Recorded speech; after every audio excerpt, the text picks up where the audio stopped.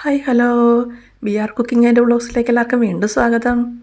ഇന്ന് നമുക്ക് എണ്ണയിൽ വറക്കാനും പൊരിക്കാനും ഒന്നും നിൽക്കണ്ട, നല്ല ആവിയിൽ വേവിച്ചെടുത്ത സൂപ്പർ ടേസ്റ്റിൽ നല്ല സ്വീറ്റായൊരു റെസിപ്പി ആയിട്ടാണ് വന്നിരിക്കുന്നത്.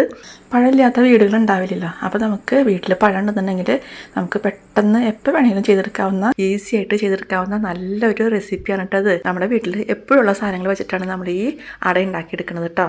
പഴം കഴിക്കാൻ മടിയുള്ള കുട്ടികൾക്കൊക്കെ ഇതുപോലെ ഉണ്ടാക്കി കൊടുത്തു കഴിഞ്ഞാൽ അവർ പിന്നെയും ചോദിച്ച് പേടിച്ച് കഴിക്കും കേട്ടോ. അപ്പോൾ ഇതെങ്ങനെയാണ് ഉണ്ടാക്കണമെന്നുള്ളത് നമുക്കൊന്ന് കണ്ടിട്ട് വരാം. ഞാൻ 1.5 വെല്ലം ശർക്കരയാണ് എടുത്തിരിക്കുന്നത്. അത് വലിയ വെല്ലമായ കാരണമാണ് 1.5 വെല്ലം എടുത്തത്.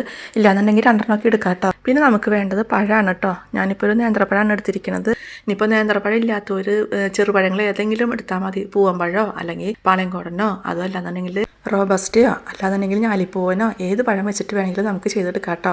പിന്നെ ഏത് പഴമാണ് എടുക്കണമെന്ന് വെച്ചിട്ടുണ്ടെങ്കിൽ ആ പഴത്തിൻ്റെ രുചിക്കനുസരിച്ച് നമുക്ക് ഉണ്ടാക്കണതിൻ്റെയും രുചിക്ക് മാറ്റം വരുമല്ലോ. അപ്പോൾ നമ്മൾ നേന്ത്രപ്പഴം അതിൻ്റെ തൊലിയെ കളഞ്ഞിട്ട് നുറുക്കിയെടുത്ത് വെച്ച് ഇനി അത് നമുക്ക് ഒന്ന് ഉടച്ചെടുക്കണം. ഞാനിപ്പോൾ കുത്തി ഉടയ്ക്കണ ഒരു ഇങ്ങോട്ടാണ് ഞാൻ ഉടച്ചെടുക്കണത്. അല്ലാന്നുണ്ടെങ്കിൽ മിക്സിയിലിട്ട് അടിച്ചെടുത്താലും മതി. വെള്ളമൊന്നും ഒഴിക്കാണ്ട് നമ്മൾ അടിച്ചെടുക്കണമെന്ന് മാത്രമേ ഉള്ളൂ കേട്ടോ. അപ്പോൾ നമ്മൾ നന്നായിട്ട് ഇങ്ങനെ ഉടച്ചെടുത്ത് ഇത് നമ്മൾ ആദ്യം എടുത്തു വെച്ച ശർക്കര ഒരു 1/2 കപ്പ് വെള്ളം ഒഴിച്ചിട്ട് ഉരുക്കിയെടുത്ത് വെച്ചിട്ടുണ്ട്. ഇത് നമുക്കിതിലേക്ക് കുറച്ച് കശുവണ്ടിയും മുന്തിരിയും വറുത്തെടുക്കുക. അതിനായിട്ട് നമ്മൾ പാത്രം അടുപ്പത്ത് വെച്ചിട്ട് ഒരു 3 ടീസ്പൂൺ നെയ്യൊക്കെ ചേർത്ത് കൊടുക്കണുള്ളൂ കേട്ടോ. അതിലേക്ക് നമ്മൾ എടുത്ത് വെച്ച കശുവണ്ടി ഒന്ന് നുറുക്കിയിട്ട് കൊടുക്കുന്നുണ്ട്. അത് പെട്ടെന്ന് മൂപ്പായി കിട്ടുമല്ലോ. അതിനുശേഷം നമ്മൾ എടുത്ത് വെച്ചിരിക്കുന്ന മുന്തിരിയും കൂടി ഇട്ട് കൊടുക്കുക. ഇനി ഇതിൽ നമുക്ക് തേങ്ങാക്കൊത്ത് വേണമെന്നുണ്ടെങ്കിൽ ഇതുപോലെ തേങ്ങാക്കൊത്ത് ചേർത്തിട്ട് വറുത്തെടുക്കാം. ഇനി കശുവണ്ടി മുന്തിരി ഇല്ലാന്നുണ്ടെങ്കിൽ തേങ്ങാക്കൊത്ത് മാത്രം ചേർത്താലും മതി കേട്ടോ. നമ്മളിതിൽ തേങ്ങ ചിരകിയത് ചേർക്കണ കാരണമാണ് ഇപ്പോൾ തേങ്ങാക്കൊത്ത് വറുത്തെടുക്കാത്തത്. അപ്പോൾ ഇതൊക്കെ നമ്മൾക്ക് പെട്ടെന്ന് വറവായി കിട്ടുമല്ലോ. അപ്പോൾ അങ്ങനെ നമ്മൾ വറുത്തെടുത്ത് വെച്ച് ഇനി നമുക്ക് ആവശ്യമുള്ളത് കുറച്ച് അരിപ്പൊടിയാണ്. നമ്മളിപ്പോൾ നൈസ് പത്തിരിപ്പൊടിയാണ് എടുത്തിരിക്കുന്നത്. 1 കപ്പ് അരിപ്പൊടി ഉണ്ട്. അത് നമ്മൾ ആദ്യം റെഡിയാക്കി വെച്ച പഴത്തിൻ്റെ ഇതിലേക്ക് ഇട്ട് കൊടുക്കുക.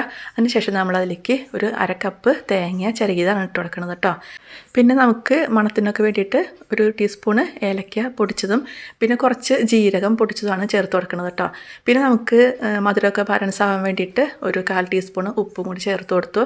ഇനി നമുക്കതിലേക്ക് നമ്മൾ ആദ്യം ഉരുക്കി മാറ്റി വെച്ച ശർക്കര നീര് ചേർത്ത് കൊടുത്തിട്ട് നന്നായിട്ടൊന്ന് കുഴച്ചെടുക്കുക. അധികം വെള്ളം ആയി പോകരുത് കേട്ടോ. ശർക്കര നീര് കൂടി പോവാതെ ശ്രദ്ധിക്കുക. നമുക്ക് ഇത് അടയായിട്ടാണല്ലോ എടുക്കുന്നത്. അപ്പോൾ അത് കാരണം വല്ലാണ്ട് ലൂസായി പോവാതെ നോക്കിയാൽ മാത്രം മതി കേട്ടോ. നമ്മൾ ശർക്കരപ്പാനി ചേർത്ത് കൊടുത്തിട്ട് കുഴച്ചെടുക്കുന്നത് വെള്ളം കുറവ് പോലെ തോന്നുകയാണെന്നുണ്ടെങ്കിൽ കുറച്ചും കൂടി വെള്ളം ചേർത്ത് കൊടുത്തിട്ട് ഒന്ന് ലൂസാക്കി എടുത്താൽ മതി. പിന്നെ നമ്മൾ ഇതിൽ ചേർക്കുന്ന അരിപ്പൊടിക്കനുസരിച്ച് വെള്ളത്തിൻ്റെ അളവ് മാറ്റം വരും കേട്ടോ.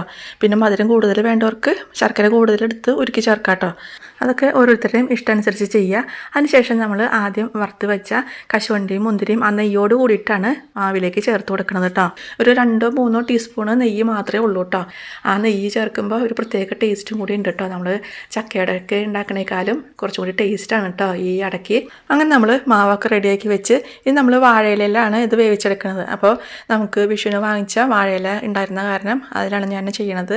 ഇനി വാഴയിലയ്ക്ക് പകരം നമുക്ക് വഴനയില ഉണ്ടല്ലോ, ഇടനയില, അതിലോ അല്ലാന്നുണ്ടെങ്കിൽ വട്ടയിലയിലോ അതും അല്ലെങ്കിൽ നമ്മുടെ പ്ലാവിലയിലും ഇതുപോലെ ചെയ്തെടുക്കാം കേട്ടോ. അപ്പോൾ അങ്ങനെ നമ്മൾ വാഴയില ക്ലീനാക്കി എടുത്തിട്ട് അത് ചെറുതായി മുറിച്ചെടുത്തിട്ട് ഓരോ പീസിലും കുറേശ്ശെ മാവ് ഇട്ട് കൊടുത്തതിന് ശേഷം നമ്മളത് മടക്കിയെടുക്കുക. നമ്മുടെ ഇഷ്ടത്തിനനുസരിച്ചുള്ള ഏത് ഇലയിൽ വേണമെങ്കിലും ചെയ്തെടുക്കാം കേട്ടോ. അപ്പോൾ അങ്ങനെ നമ്മൾ റെഡിയാക്കി വെച്ചിരുന്ന മാവ് വാഴയിലയിൽ വെച്ചിട്ട് എല്ലാം മടക്കിയെടുത്ത് വെച്ച് നമ്മളിത് ചെയ്യുന്നതിന് മുമ്പ് സ്റ്റീമർ അടുപ്പത്ത് വെള്ളം ഒഴിച്ച് വെച്ചിട്ടുണ്ടായിരുന്നു. അപ്പോൾ അത് വെള്ളം തിളച്ചിട്ടുണ്ട്. അപ്പോൾ നമുക്കിനി റെഡിയാക്കി വെച്ച ഓരോ അടയും അതിലേക്ക് വെച്ച് കൊടുക്കാം. അങ്ങനെ നമ്മൾ ഉണ്ടാക്കി വെച്ച അടകളെല്ലാം സ്റ്റീമറിലേക്ക് വെച്ച് കൊടുത്തു. ഇനി നമുക്കത് മൂടി വെച്ചിട്ട് വേവാനായിട്ട് വെയിറ്റ് ചെയ്യാം. ഇതൊക്കെ നമുക്ക് പെട്ടെന്ന് വെന്ത് കിട്ടും കേട്ടോ. ഒരു 5 മിനിറ്റ് മതി, അപ്പോഴത്തേക്ക് നമുക്ക് ഇതൊക്കെ റെഡി ആയിട്ട് കിട്ടും.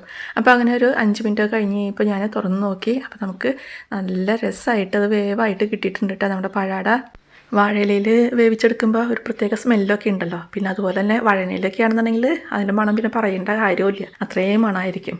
അപ്പോൾ നമ്മളങ്ങനെ വേവിച്ചെടുത്ത ഓരോ അടയും പുറത്തേക്ക് എടുത്ത് വെച്ചിട്ട് നമുക്കിത് ചൂടാറിയാലല്ലേ കഴിക്കാൻ പറ്റുള്ളൂ.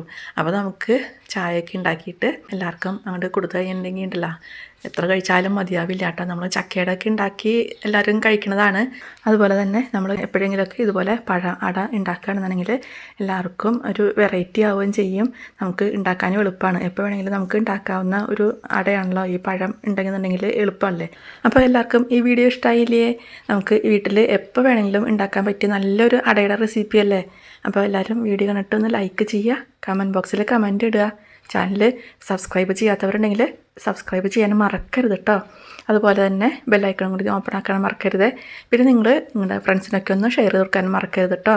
അപ്പോൾ നമുക്ക് ഇനിയും ഇതുപോലെ നല്ല നല്ല ഈസി ആയിട്ടുള്ള ഓരോ റെസിപ്പികളായിട്ട് വീണ്ടും കാണാം. താങ്ക്